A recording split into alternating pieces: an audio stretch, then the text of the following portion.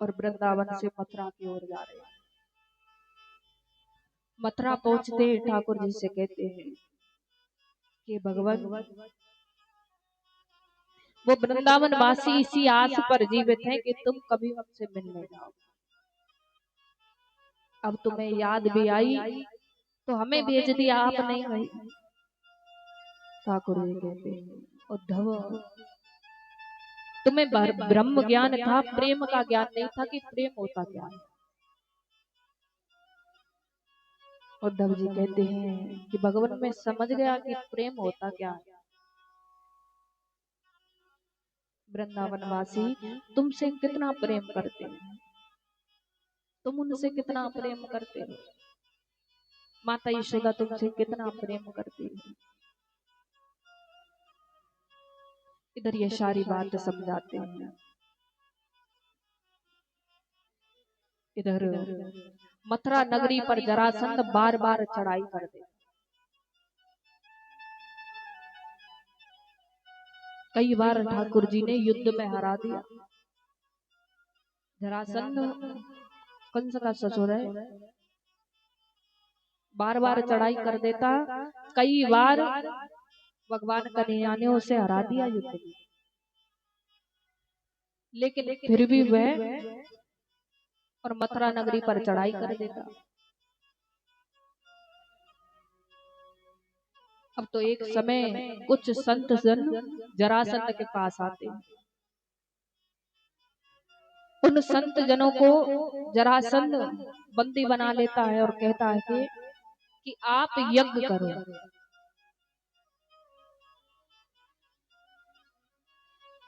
और मैं युद्ध लड़ने जाऊंगा मथुरा नगरी।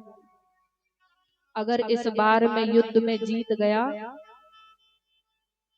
तो मैं तुमको नाना प्रकार के दान दूंगा, और हार गया तो सबको एक साथ मार दूंगा। सभी संत जन भगवान से पुकार करते हैं। इधर जैसी जरासंध मथुरा पर चढ़ाई करने वाला होता है, रात्रि में ही ठाकुर जी द्वारकापुरी का निर्माण करवा देते हैं। द्वारकापुरी का निर्माण करवाते हैं।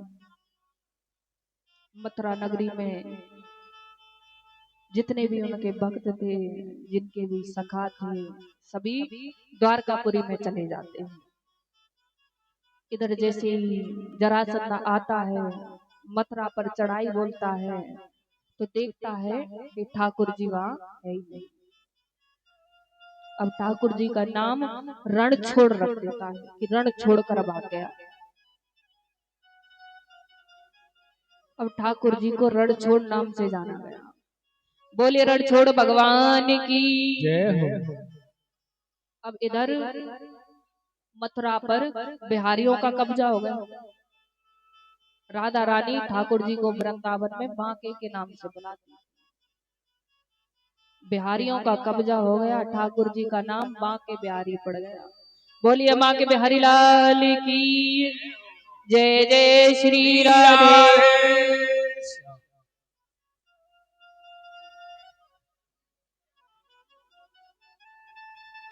अब तो इधर ठाकुर जी द्वारकापुरी में रह रहे हैं। इधर बलराम जी का विवाह माता रेवती के साथ में हो जाता है। माता रेवती 7 फुट की थी, बलराम जी से लंबी थी। बलराम जी का विवाह माता रेवती के साथ में होता है।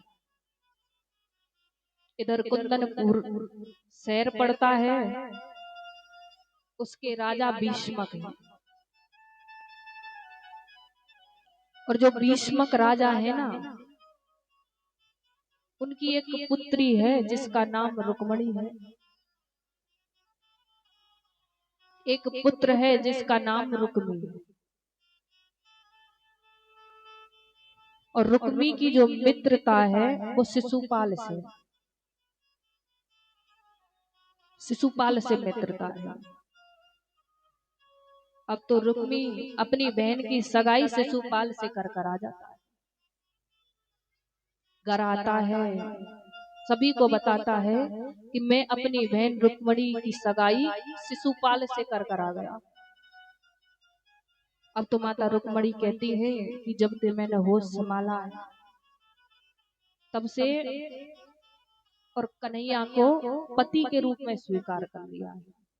अगर विवाह करूंगी तो कन्हैया से करूंगी, नहीं तो मैं विवाह नहीं करूंगी। अब रुक्मी कहता है कि तुम्हारा विवाह होगा तो शिशुपाल से होगा, नहीं तो किसी के साथ नहीं होगा। अब तो रुक्मणी मैया के द्वार पर पहरेदार लगा देता है। रुक्मणी मैया एक पत्र लिखती है ब्राह्मण के हाथों, उस पत्र को ठाकुर जी के यहाँ पहुंचवा देती। जैसे ठाकुर जी पत्र पढ़ते हैं, घोड़े पर सवार होते हैं और कात्यायनी माता के मंदिर की ओर जा रहे हैं। इधर माता रुक्मणी कात्यायनी माता के मंदिर में पहुंच जाती है पूजा अर्चना करने के लिए। अब जैसे ही पूजा कर रही है तो कात्यायनी माँ के मंदिर से उनकी मूर्ति से एक पुष्प गिरकर माता रुक्मणी के हाथों में गिर जाता है। माता रुक्मणी प्रसन्न हो जाती है कि आज तो माता कात्यायनी ने भी मुझे आशीर्वाद दे दिया है, ठाकुर जी जरूर आएंगे, कन्हैया जरूर आएंगे। अब ठाकुर जी आते हैं और माता रुक्मणी को कात्यायनी माता के मंदिर से भगा कर ले जाते। इधर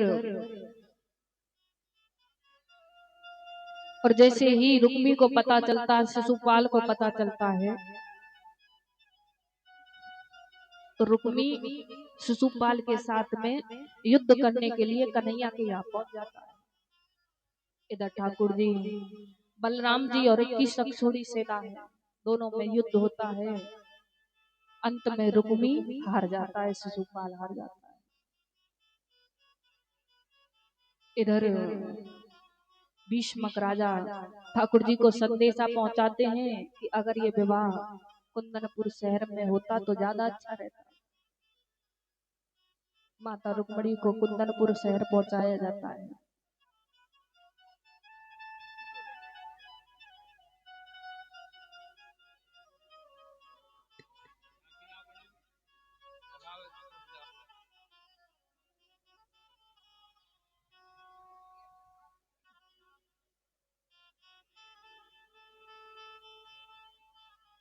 तो भैया कल कथा का सप्तम दिवस है। कथा पूर्ण होने से पहले सुदामा चरित्र होगा। सुदामा चरित्र में चावलों का, पैसों का दान होता है और हमारे